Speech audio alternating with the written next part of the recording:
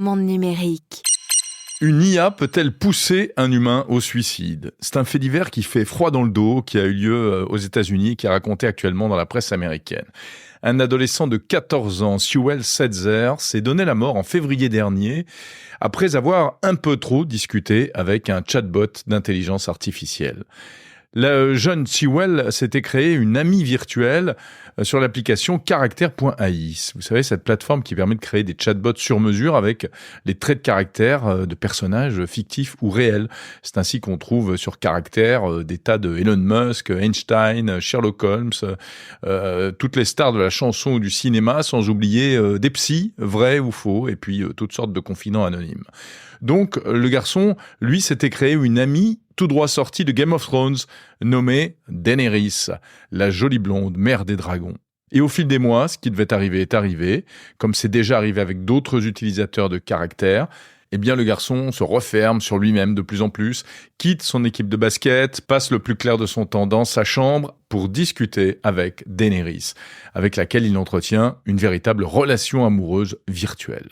Car c'est toute la perversité de ce système, surtout avec des personnes fragiles, c'est que le chatbot devient réellement le personnage qu'on lui demande d'être. Il flatte l'utilisateur, il va toujours dans son sens, il ne le contredit jamais, et au final, ça enferme peu à peu dans un monde virtuel totalement parallèle. Cette fausse Daenerys aurait même eu, selon la mère du jeune homme, des conversations à caractère sexuel avec lui. Et un jour, le gamin, alors qu'il a des problèmes à l'école, sa mère lui confisque son téléphone et dès qu'il le récupère, il envoie un dernier message énigmatique à sa chérie virtuelle. « Que dirais-tu si je te disais que je rentre à la maison tout de suite ?» Réponse de l'intéressé, dans un style très Game of Thrones. « Fais donc mon doux roi. » Quelques secondes après, le garçon se tire une balle dans la tête, avec l'arme de son beau-père. Alors la maman du jeune homme a décidé de porter l'affaire en justice. Elle attaque Character.ai, estimant que cette plateforme est dangereuse, qu'elle manipule les enfants et qu'elle a fait exprès de rendre son chatbot addictif et trompeur. Dans un post sur X, l'entreprise, elle, se dit bouleversée, mais nie toute responsabilité. En tout cas, c'est pas la première fois qu'une affaire comme celle-là se produit. En 2023 déjà, l'an dernier, un père de famille belge éco-anxieux, c'est ainsi qu'il avait été présenté, avait été poussé au suicide lui aussi par un chatbot nommé Elisa. Lorsqu'il avait demandé « Est-ce que ce serait une bonne idée que je me tue ?», Elisa avait répondu « Oui, c'est mieux que de rester en vie ». Alors, il existe plusieurs chatbots comme ça, ultra réalistes. Il y a aussi Delphi.ai, Coachvox.ai, etc. Et autant ça peut être très amusant par certains côtés, autant on voit bien qu'il y a des effets collatéraux absolument tragiques.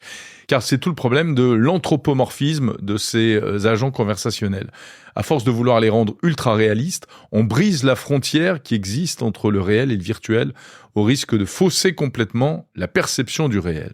D'ailleurs, vous-même, est-ce que vous ne vous êtes pas un petit peu senti confus lorsque vous parlez à votre assistant vocal, ou bien même à votre aspirateur robot, ou tout simplement à ChatGPT, surtout avec la nouvelle version ultra conversationnelle ? Est-ce que vous faites partie de ces gens qui disent merci aux distributeurs de billets ? Oui, il y en a, très polis. Et oui, nous avons tous une petite tendance à anthropomorphiser ces machines dès qu'elles deviennent hyper ressemblantes à des humains, surtout sur le plan affectif. Si la majorité des gens restent capables de faire la différence, eh bien on ne peut pas écarter le risque que certaines personnes plus vulnérables, notamment parmi les plus jeunes, se fassent prendre au piège et se retrouvent enfermées là-dedans, surtout s'il y a déjà une situation d'isolement et de solitude.